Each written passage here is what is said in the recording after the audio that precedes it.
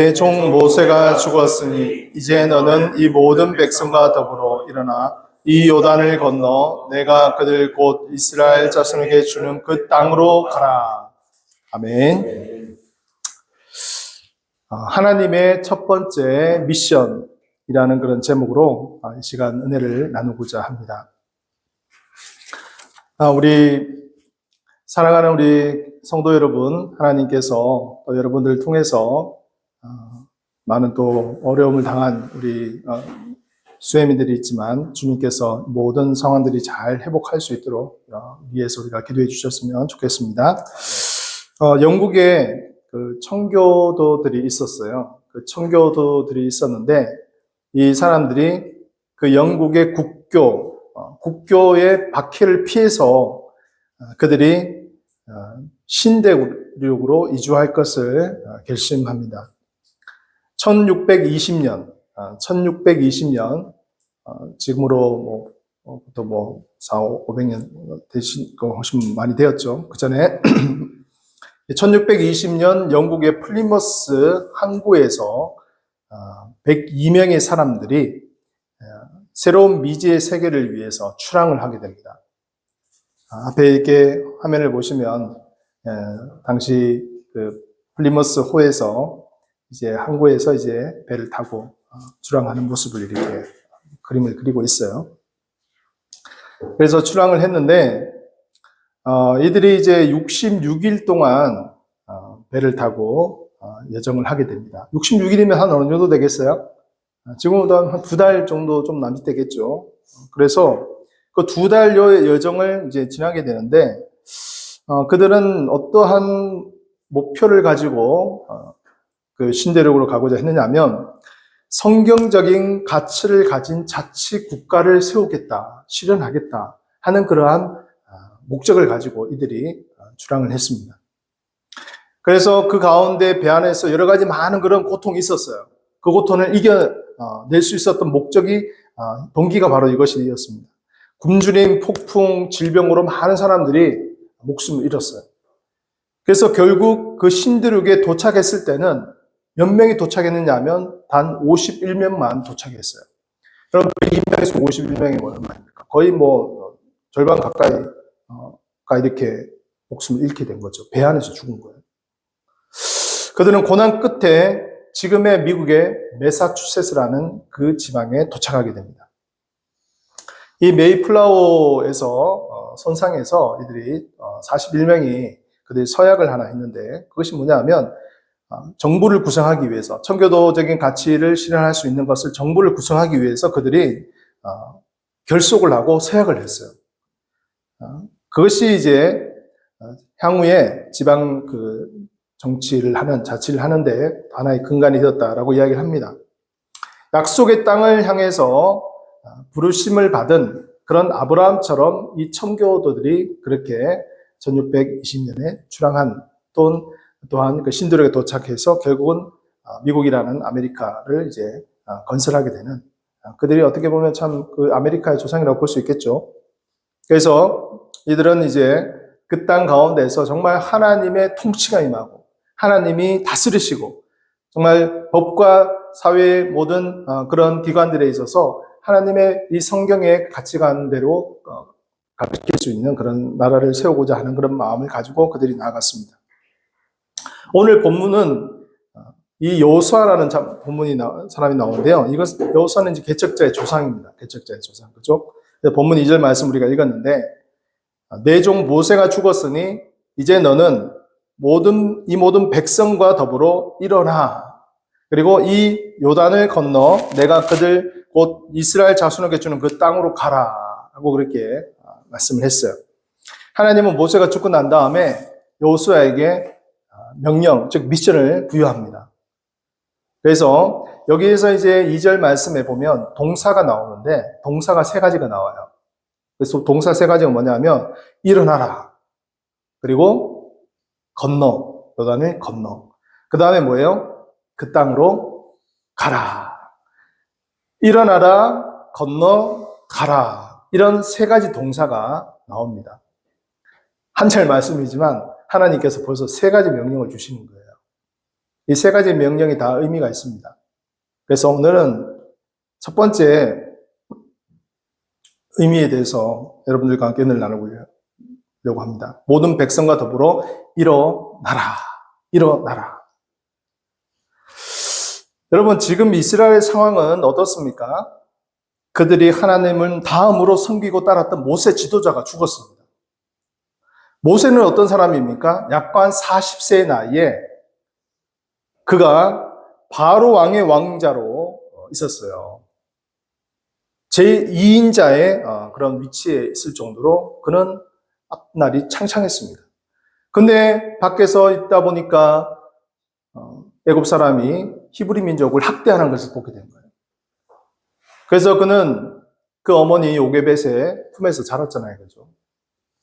비록 애굽 왕의 그 궁전에서 있었지만 어머니로부터 어릴 때부터 신앙 교육을 받은 거예요. 그러니까 자신의 민족의 정체성을 알고 있었던 거예요.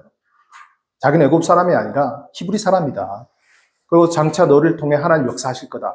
이걸 요게벳으로부터 계속해서 받은 거죠. 더불어서 또 미리암도 같이 힘을 보탰고요. 그러자 그는 격분을 했습니다. 그래서 너무 화가 나서 그 애굽 사람을 단번에 쳐 죽이게 되는 거예요. 아마 이제 학자들의 의견에 따르면 애굽의 이제 그 바로 왕 정도의 그 왕족이라 그러면 여러 많은 그러한 교육을 받는다고 합니다. 뭐 가장 최고의 그 학문의 교육을 받는 것뿐만이 아니라 무술도 배우는 거예요. 군사적인 그러한 사람으로 세워져야 되니까. 그러니까 아주 고도의 그런 무술을 배웠을 것이다. 그래서 장차 전쟁터에 나갈 준비를 할 정도로 훈련을 받았을 것이다 해서 모세가 그렇게 단번에 이 애굽 사람을 쳐서 그냥 한 방에 KO 시켜버린 거예요. 근데 한 번에 갑자기 살인자가 돼버린 거잖아요. 바로 왕의 왕자의 신분에서 갑자기 살인자가 되어서 그는 도망자의 신분으로 전락하게 됩니다. 그리고 미디안 광야로 가게 돼가지고 40년 동안 그곳에서 정처 없이 어떻게 보면 참 그곳에서 이제 훈련을 받게 된 거예요. 거기서 이제 결혼도 하고 자녀도 놓습니다. 그런데 40년 정도 이제 지나서 호렙산에서 이제 가시나무 떨기에서 하나님이 나타납니다. 여호와의 하나님이 나타나요. 그래서 모세를 콜링하시죠. 너무나 유명한 장면이지 않습니까? 가시나무 떨기에 불이 붙었는데 그 가시나무 떨기에 그 나무가 타지 않는 거예요. 너무 신기한 거예요. 그래서 모세가 쳐다보고 그곳에 가고 있는데 하나님의 사자가 나타난 거죠. 하나님이 모세를 부르신 거죠. 내가 선포돼서 내 신발을 벗어라. 내가 선포한 땅이다. 그리고 내 백성을 이끌고 출애굽해라 하는 건 미션을 받죠. 그때가 80세입니다. 80세.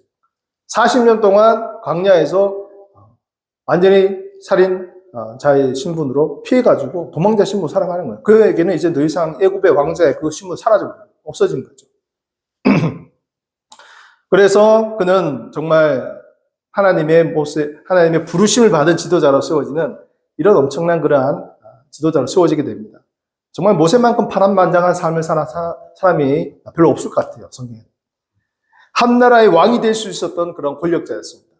그리고 그는 정말 모든 것을 다 누린 그러한 장래가 촉망된 사람이었습니다. 그러나 그는 그 영광과 건세를 버리고 한 민족의 고통을 끌어안고 그 민족을 이끈 그런 지도자로 세워질 것을 하나님께서 명령하신 것이죠. 히브리서에는 모세를 이렇게 평가합니다. 히브리서 11장 25절에서 26절 같이 한번 합독할까요? 시작. 도리어 하나님의 백성과 함께 고난받기를 잠시 죄악의 낙을 누리는 것보다 더 좋아하고 그리스도를 위하여 받는 수모를 애굽의 모든 보화보다 더 큰 재물로 여겼으니 이는 상 주심을 바라봄이었다. 아멘. 여러분, 모세가 눈 한번 딱 감을 수도 있을 거예요. 그죠? 뭐 학대를 받든 말든 무슨 상관이에요. 그죠? 그 한 사람 그냥 그렇게 되는 거 자기하고는 아무 상관없을 수도 있어요. 그냥 지나갈 수도 있어요. 근데 그 뭐예요? 하나님의 백성과 함께 고난받기를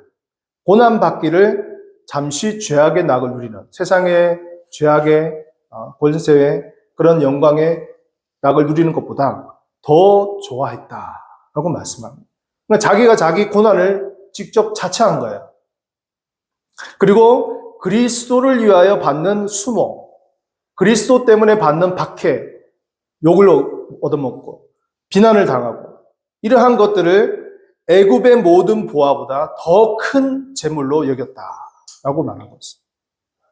나는 그리스도를 위해서, 하나님의 영광을 위해서 내가 받는 그 수모를 오히려 애굽의 가진 그 금은 보화를 누리는 그것보다 더 좋은 것으로 여겼다.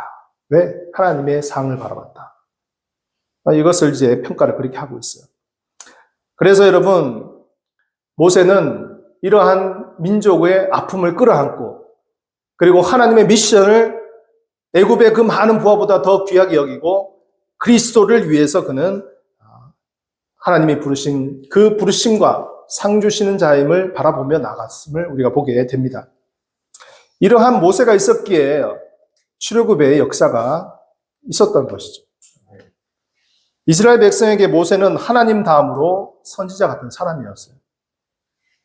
근데 이러한 자가 이제 죽었습니다. 그가 하나님이 명령하신 그 명령을 결국은 성취하지 못했죠. 가나안 땅에 들어가지 못했지 않습니까? 그렇기 때문에 이스라엘 백성들에게 있어서는 이것은 엄청난 시리에 빠지게 될 일이 될 거예요. 이제 더 이상 이제는 우리는 희망이 없다. 그냥 광야에서 그냥 죽겠구나. 이 하나님이 언약하신 젖과 꿀이 흐르는 땅은 그냥 우리에게 그냥 기대감만 부어주기 위한 하나의 그냥 거상에 불과한 것이구나 라고 이렇게 생각했을 거예요. 모든 계획이 이제 멈춰버렸어요. 스탑이 돼버린 거예요. 지도자의 부재는 여러분 많은 어려움을 초래하게 됩니다. 이렇게 시리와 낭망에 빠져 있을 때 하나님은 다시금 명령을 내리십니다. 누구한테? 후계자인 여호수아한테 명령을 내립니다. 여호수아에게 이 백성들과 함께 뭐라 그랬어요?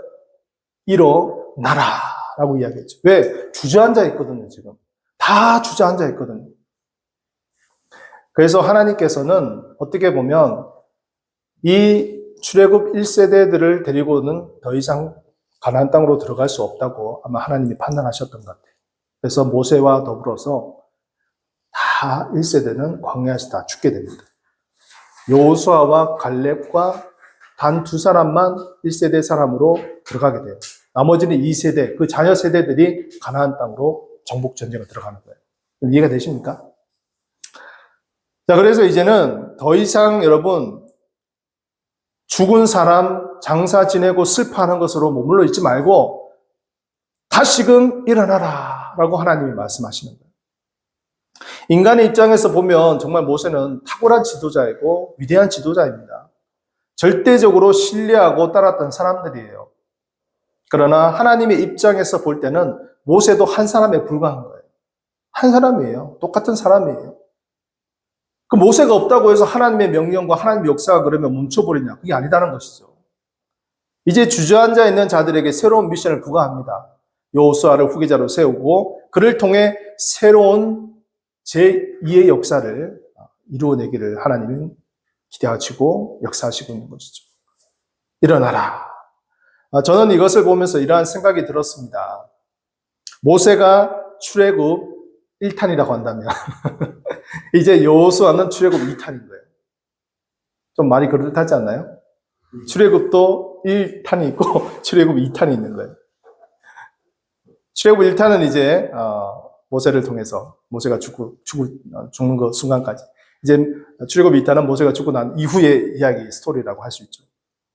하나님의 출애굽 역사는 사람을 통해서 역사하지만 사람에게 매이지 않는다는 것을 우리가 보여줍니다. 그래서 여러분, 우리가 섬기는 어떤 아주 훌륭한 목사님이 있다고 할지라도 그 목사님이 영원히 가시는 게 아니잖아요. 그 목사님 사후 돌아가실 수 있는데 그것 때문에 너무 슬퍼할 필요가 없는 거예요. 너무 거기에 매일 필요가 없는 거예요. 하나님은 또 다른 하나님의 선지자를 세우시고 하나님의 종을 세우시고 하나님의 그 사람을 통해서 역사하신다는 것을 우리가 믿음으로 바라봐야 됩니다. 그래서 여러분, 모세가 아니면 안 된다고 생각했던 사람들의 이 의식을 하나님께서는 이제 과감하게 깨는 행동을 합니다. 그것은 과거의 자리에서 일어나는 것이죠. 일어나는 것. 사랑하는 성도 여러분, 우리는 과거에 집착해서 살아가려고 하는 본성이 있습니다. 나이가 들면 들수록 변화보다는 안정을 더 추구하게 마련이에요. 그래서 여러분, 새로운 것을 잘 반기지 않습니다. 그러나 우리가 발전하고 변화하려면 과거에 의지하고 매여 있어서는 안 돼요. 과감하게 탈피해야 돼요. 과거에는 좋았지만 여러분, 지금은 좋지 않을 수가 있어요. 세상은 계속해서 변화되고 있습니다. 현실에 안주하려고 하면 결국 도태될 수밖에 없는 거예요. 그래서 우리는 새로운 도전이 필요합니다. 과거에 익숙한 것들과 이제는 결별을 해야 합니다. 그렇지 않으면 바꿀 수가 없어요. 발전할 수가 없어요. 나아갈 수가 없어요.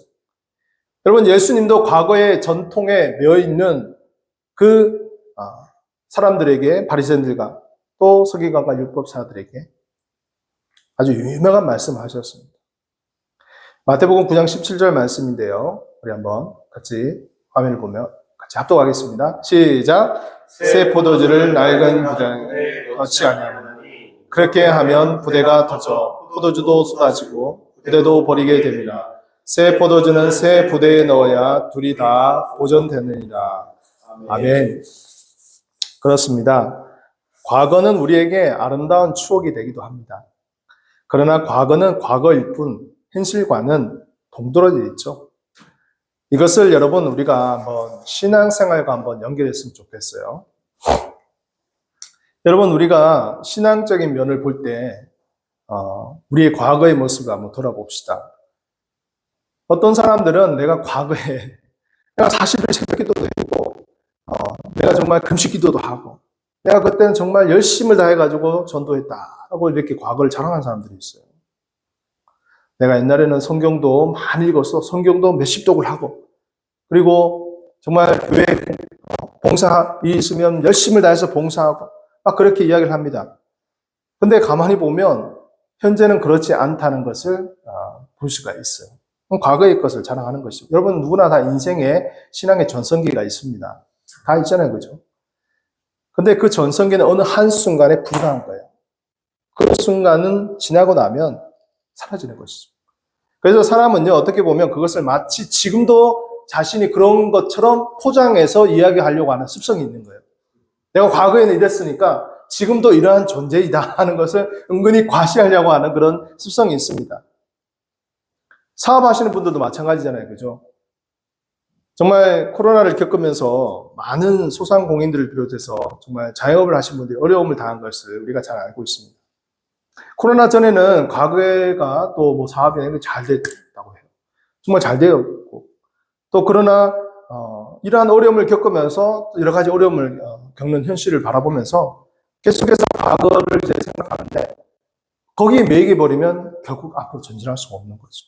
인정해야죠. 과거는 과거이고 지금은 엄청난 코로나라는 그 3년의 시간을 우리가 지났잖아요. 그죠? 그러니까 그것에 있어서 너무 거기에 매여서는 안 된다. 현실을 바로 보고 거기에 맞추어서 우리의 눈높이를 해야 된다는 것을 보게 되는 것이죠. 자, 여러분, 그래서 우리는 현재의 상태가 어떠한가에 집중해야 합니다.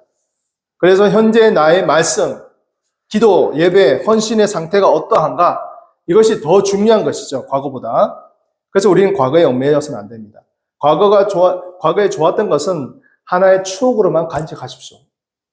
그 시절이 그리우시면 지금 더 많은 노력을 해야 됩니다. 그리고 헌신해야 되는 것이죠. 사실 그런 생각을 하게 되었습니다. 우리가 정말 사람들은 과거라는 것을 결코 떨쳐볼 수 없는 그런 가운데서 살고 있어요. 과거라는 것을 쉽게 표기할 수 없죠. 저도 어떻게 보면 과거의 모습을 돌아보면 저의 가장 뜨거웠던 신앙 시절은 고등학교 1학년, 2학년 때. 그때가 제일 뜨거웠던 것 같아요. 그리고 그 이후 뭐 대학교, 군대, 이것은 이제 신앙의 훈련기였고, 그 다음부터 이제 사역을 하면서 이제 하나님이 교회를 통해서 어떻게 역사하시는가, 교회를 통해서 어떻게 성도들을 이끌어가는가, 이러한 것을 통해서 저는 많은 것을 또 경험하게 되었죠. 그리고 상당히 많은 시간 동안 부목사 기간을 거쳤고, 그러면서 그곳에서 교육, 전도, 선교, 봉사, 설교, 또 운전 이것을 이제 하고, 또 마지막 그 종점 지점에 갔을 때는 이제 행정까지 다 하고, 이것을 다 거치면서 여러 많은 그러한 경험을 하게 된 거죠. 저는 그것이 참 좋은 그러한 자산이라고 생각합니다. 그리고 이러한 어떤 그런 사이즈의 교회를 간다 할지라도 저는 하나님께서 다양한 교회를 사이즈를 경험을 했으니까 거기에 맞추어서 그것을 감당할 수 있는 그런 미리 하나님이 훈련을 시키신 것 같아요. 제가 2주 전에 예전에 섬기던 그 교회에서의 집사님을 만났습니다. 전전교회에서. 이분이 이제 찬양 사역자였어요. 찬양 사역자였는데 지금은 이제 원래 집이 일산이었는데 한 8년 전에 이제 이곳으로 와서 실용음악 학원 원장도 하시고, 그 다음에 우리 스터디 카페, 큰 스터디 카페 사장님도 하시고, 그리고 또 이분이 아주 사업 수단이 좋아가지고 또 여러 어떤 그런 부동산 이것도 또 이렇게 투자도 하시고, 제가 이제 여기 온다고 하니까 또 이제 연락을 해가지고 만났어요. 그분이 운영하시는 카페에 가서 이런저런 이야기를 하면서 그분이 이렇게 이야기를 하시더라고요. 어른 시기에 정말 개척을 하시네요. 이렇게 말씀하시더라고요. 그래서 그리고 또 제게 이제 이런 질문을 하시더라고요. 목사님, 그러면 어떤 목회를 하시려고 합니까? 목사님 전문은 무엇입니까? 이렇게 물어보는 거예요. 그래서 제가 순간에 갑자기 당황을 했습니다. 이제 어떤 목회를 하시려고 하는가 하는 것에 있어서는 제가 어느 정도 이야기를 했죠. 근데 저의 전공이 무엇입니까? 전문이 무엇입니까? 라고 이야기를 하니까 갑자기 제가 순간 당황스러웠어요. 내가 많은 것을 배우고 또 경험하고 훈련을 받았는데 막상 제가 이것의 전문입니다 라고 딱 꺼집어낼 수 있는 것은 없는 거예요. 그래서 제가 순간 좀 당황했어요.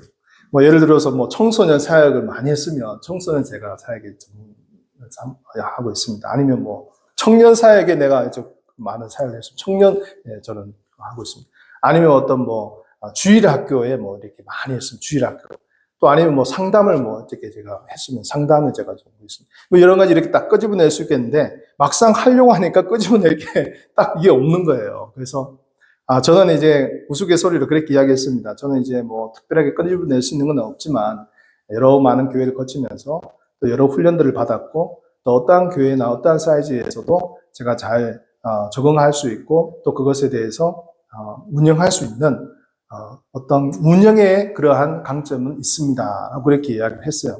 그러니까 그분이 하는 말이 뭐냐면 재밌어요. 분명히 잡으셔야 됩니다 라고 이야기하시는 거예요. 제가 오히려 그냥 이렇게 한번 얼굴 보러 갔는데 제가 도전을 받았어요. 목사님 분명히 타켓을 잡아야 됩니다 라고 이야기하는 거예요. 그래서 그래, 맞아, 타켓을 분명히 잡아야지. 물론 우리가 잡은 타켓이 있긴 3040이 타켓이 있긴 하지만 뭔가 좀 이렇게 추상적이거든요, 사실은. 그죠? 그래서 참 이런 것을 보면서 이분도 그냥 한 곳에 머물러 있는 것이 아니라 계속해서 자기가 발전하기 위해서 노력한다 하더라고요. 그냥 지금 있는 것으로만 해도 자기는 그렇게 먹고 사는 데는 큰 지장은 없대요. 근데 계속해서 이것도 하고 저것도 하고 또 여러 가지 또 그런 것들도 배우고 전혀 상관없는 무슨 사회복지학도 공부를 하고 그래서 여러 가지 자기의 개발을 위해서 많이 노력하는 그러한 모습을 제가 보게 되었어요. 어떻게 본다면 평신도이기도 하지만 목회자가 아니잖아요, 그죠? 평신도인 이런 분들도 그걸 위해서 이렇게 많은 노력을 기울이고 지금 있는 것뿐만이 아니라 과거에 어떤 그런 것에 매여가지고 살아가는 것도 아니고 여러 가지 형편이 어렵다 하더라고요, 과거에. 그래서 이것을 통해서 저는 참 많은 어떤 도전이 되었습니다. 자, 그래서 무엇보다도 우리가 이제 이 자리에서 다시금 일어나라 하는 것이 하나님의 메시지인데, 그래서 무엇보다도 우리는 이것에 대해서 우리가 좀 잘 기억을 했으면 좋겠다 싶은 생각이 들고요. 또 한 가지 중요한 것은 무엇이냐면 우리가 일어나야 된다는 것은 알고는 있지만 일어나지 못할 때가 있는 거예요. 그건 뭐 어떨 때입니까? 삶의 무거운 짐에 버거워서 지쳐서 쓰러질 때, 탈진을 할 때, 이때는 일어날 수가 없는 거예요. 그죠? 일어나고는 싶은데 일어날 힘이 없는 거예요. 그때는 여러분 질책보다는 위로와 격려가 필요합니다. 여러분 위대한 능력의 선지자 엘리야도 있잖아요. 그죠? 그가 왕상 19장 4절에서 5절에 보게 되면요. 정말 그의 최고의 전성기 850명의 바알과 아세라 선지자들과 대결을 해가 이기고 그 이후에 최고의 바닥으로 떨어지는 모습이 나와요. 한번 읽어볼까요? 시작. 한 오림 나무 아래서 자기가 죽기를 원하며 여호와여 넉넉하오니 지금 내 생명을 거두시옵소서. 나는 내 조상들보다 낫지 못하나이다 하고 로뎀 나무 아래에 누워 자더니 천사가 그를 오르만지며 그에게 이르되 일어나서 먹으라 하는시라. 아멘. 여러분 여기에도 일어나서라는 말이 나오죠. 일어나서. 여호수아에게 말한 그 일어나서하고 여기서 일어나서하고는 좀 비슷한 의미의 그 상황을 볼 수 있잖아요. 그죠? 지금 여호수아는 어떤 상황입니까? 백성들이 모세라는 걸출한 지도가 죽었어요. 이제 더 이상 소망이 없는 거예요. 아무런 희망이 없는 거예요. 이미 모세가 하려고 했던 계획이 실패가 되어버렸어요. 들어가지 못했으니까. 완전히 그냥 난망 가운데 있어요. 지금 여기 이 상황 어떻습니까? 850명의 제사장들과 싸움을 이겼는데 이세벨의 살인 명령으로 인해서 자기 목숨이 위태로워지니까 급격하게 낮아지는 모습으로 인해서 그가 도망갑니다. 그리고 로뎀 나무 아래 앉아가지고 하나님 이제 제가 그냥 살기 싫습니다. 그냥 저를 차라리 죽여주십시오. 죽여주십시오. 이렇게 하소연하는 이 엘리야의 완전히 상반된 모습을 보면서 우리는 인간이 얼마나 잘 나갈 때와 추락으로 떨어질 때가 극명한가를 우리가 볼 수가 있는 거예요. 이러한 우리의 모습 가운데서 하나님께서는 우리를 위로하시고 격려하시고 우리를 다시 일어나게 만드십니다. 이게 하나님의 복음이에요. 이게 하나님의 메시지예요. 그래서 여러분, 우리가 아무리 큰 성공을 이루었다 할지라도 결코 그것에서 자만해서는 안 됩니다. 언제 한순간에 그 하루에 나락으로 떨어질지 몰라요. 그리고 여러분, 나락으로 떨어지고 바닥으로 갔다 할지라도 그것에 이제 더 이상 소망이 없는 게 아니에요. 다시금 일어날 소망이 있는 것이죠. 희망이 있는 것이죠. 그래서 여러분, 저는 이제 예전에 이제 자주 불렀던 찬양이 있는데, 아주 옛날 찬양인데 이게 뭐냐면, 나의 등 뒤에서 나를 도우시는 주. 여러분 아시죠? 뭐 80년대 때 많이, 90년대 때 많이 불렀던 찬양이잖아요. 그죠? 나의 등 뒤에서 나를 도우시는 주. 나의 인생길에서 지치고 고나여 매일처럼 주저앉고 싶을 때 나를 밀어주시네. 일어나 걸어라. 내가 내 새 힘을 주리니. 일어나 걸어라. 너 걸어라. 내 너를 도우리. 우리 찬양 한번 불러볼까요? 나의 등 뒤에서 나를 도우시는 주. 나의 인생길에서 지치고 고나여 매일처럼 주저앉고 싶을 때 나를 밀어주시네. 일어나 걸어라. 일어나 걸어라. 내가 새 힘을 주리니. 일어나 너 걸어라. 내 너를 도우리. 아멘. 우리 개척을 또 저희가 하고 또 지나가는 가운데 있고, 우리 집사님도 사업도 하시고, 또 우리 영호 종륜도 우리 사업을 또 진행하고 있는 가운데 있고, 때로는 내가 생각했던 것, 또 내가 기대했던 것보다 뭐가 잘 이루어지지 않을 때 우리 낭만하기 쉽잖아요. 그렇죠? 주저앉기 쉬워요. 여기서 가사를 보면 매일처럼 주저앉고 싶을 때라는 그런 가사가 나옵니다. 그럼 우리가 이런 고통의 터널을 지날 때도 있습니다. 그러나 나를 밀어주시네. 보이지 않는 하나님의 손이 나를 밀어주시네. 일어나 걸어라. 라고 여러분 새 힘을 주신다라고 말씀하고 있어요. 저는 교회 사역을 하면서 느낀 것이 뭐냐면 제가 많은 계획을 하고 그것을 진행한다 할지라도 하나님의 보이지 않는 손길이 뒤에서 싹 밀어주는 걸 느끼거든요. 왜냐하면 여러분 교회 사역은 어떤 그러한 그 봉사에 대한 대가를 지불하는 그런 곳이 아닙니다. 무슨 말인지 이해가 되시죠? 사회에서는 내가 일을 하고 알바를 하면 그에 대한 보수를 해주잖아요. 그죠? 근데 교회 사역은요, 보수가 없어요. 순수한 자기 봉사로 인해서 그 일들을 할 수밖에 없어요. 그렇다면 그 평신도에게, 그 집사님에게, 그 권사님에게, 심지어 그 장로님에게 일을 부여할 때 이게 그냥 인간적인 생각으로 부여하게 되면요. 이거 왜 저한테 이야기해요? 저 바쁜데. 저 지금 할 것도 많고 지금 챙겨야 될 것도 많은데 왜 이거 저한테 하라고 합니까? 이렇게 나올 수 있는 거예요. 근데 여기에 하나님의 권위, God's authority라고 하거든요. 하나님의 권위가 부어지게 되면요.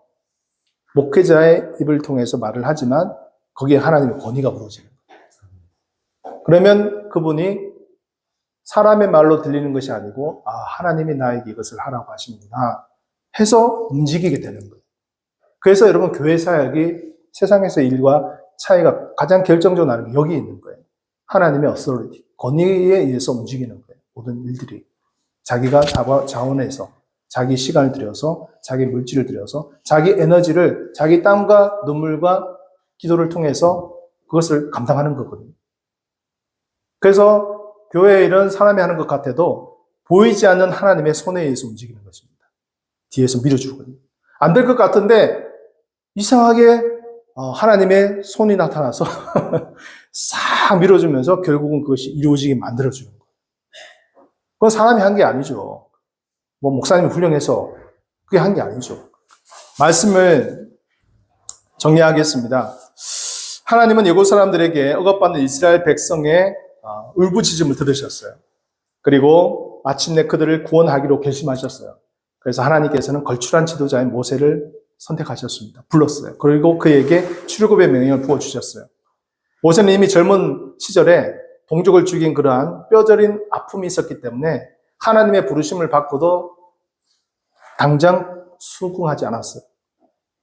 그러다가 결국은 하나님의 사인을 그가 수락하게 되는 거죠. 그리고 그는 40년간의 광야길을 통해서 하나님의 역사를 이룹니다. 그러나 그의 간절한 소망은 이루어지지 못했어요. 죽었어요. 많은 백성들이 그를 하나님 다음으로 섬겼던 만큼 그의 존재는 절대적이었습니다. 그의 부재는 너무나 컸어요. 다 슬퍼서 절망 가운데 있었어요. 그러나 하나님은 여호수아를 그를 지도자를 세우시고 그에게 새로운 미션을 부여해 주시는 거예요. 요즘 뭐 유명한 영화가 있죠. 미션 뭐라고. 그래서 미션을 부어주셔서 이제 그 자리에서 일어나라! 라고 그렇게 이야기하는 거예요. 우리가 어떠한 삶의 자리든지 간에 내가 사업을 하든 내 가정이든 나의 건강이든 어떠한 그 자리에 간에 정말 힘들고 어려운 그 자리에 있다 할지라도 다시금 일어나게 하시는 하나님을 바라보고 우리가 믿음으로 나가시길 간절히 축원합니다.